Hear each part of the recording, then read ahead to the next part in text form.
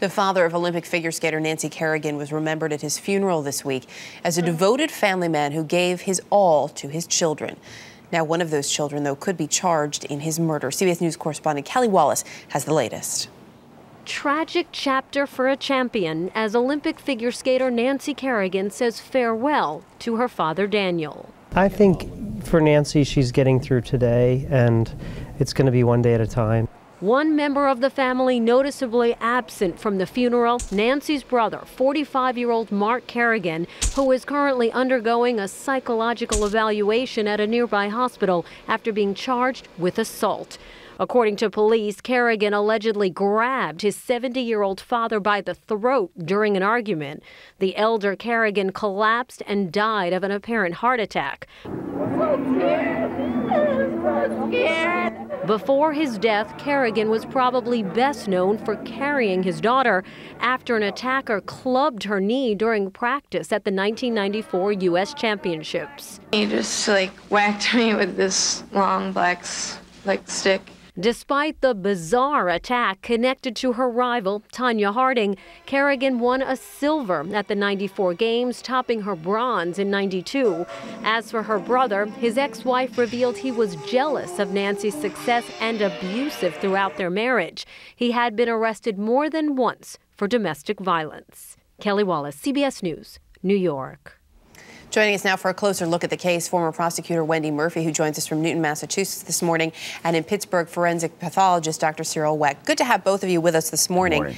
Wendy, I want to start with you. As we mentioned, as Kelly mentioned, Mark Kerrigan is facing assault charges, but you believe those charges could actually be upgraded to manslaughter. Why? Well, there's a very real risk they could be upgraded. We need to see the autopsy first, but there's no question that Mark Kerrigan strangled his father, which was followed by a heart attack and then death.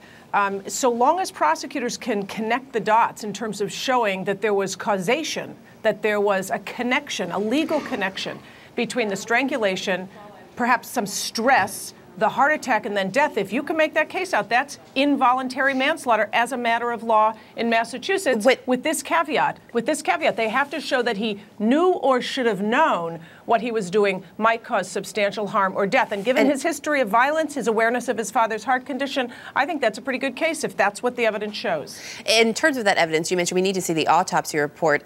Dr. Wecht, when that autopsy comes out, is it going to be clear? Can you learn from an autopsy that, in fact, this alleged strangulation, alleged assault by Mark Kerrigan on his father actually led to some sort of a heart attack? Can you connect those dots in an autopsy?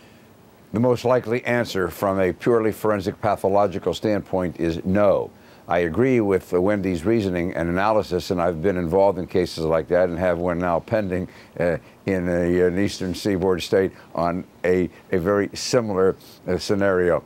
If you compress someone's neck, then you can have what is called the carotid artery compression syndrome, these two major arteries feeding oxygen up to the brain. And if you compress one or both, even for a few seconds, you can have then a situation in which that diminution of oxygen leads to a cardiac arrhythmia, abnormal heartbeat, especially in a 70-year-old person then who presumably has at least some degree of arteriosclerotic cardiovascular disease. So then, as Wendy has said, you have to show that the events moved forward in that fashion. Right. The autopsy itself may not show anything, and then the question is, since a cardiac arrhythmia either it cannot be shown at autopsy and is something that is conjectural, what degree of heart disease did he have? How long was the compression on the neck? Was it inadvertent? Was it accidental? And these are the things that are going to play out. It will be more of a legal argument, really. Right.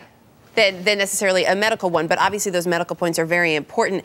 We're a little tight on time, but Wendy, the defense is obviously going to use that, if in fact there is a manslaughter charge, use that in their favor. And if the man did have a pre-existing heart condition, couldn't that in fact be the cause of death? Indeed, it cuts both ways, because they're going to say he knew about it, Mark Kerrigan knew, and thus shouldn't have put any pressure on this guy's neck because he knew or should have known that that might, aggravate his heart condition and then potentially cause serious injury or death. Here's what's important to know. It doesn't have to be the only cause. The strangulation, the fight, doesn't have to be the only cause of death for Mark Kerrigan to be convicted. It just has to be a cause. But you can bet his defense team is going to find an expert to say this guy would have had a heart attack anyway, and that's reasonable doubt. A lot of people will be watching those results very closely, and obviously the case as well. Wendy Murphy, Dr. Cyril Wecht, really appreciate your insight this morning. Thank you.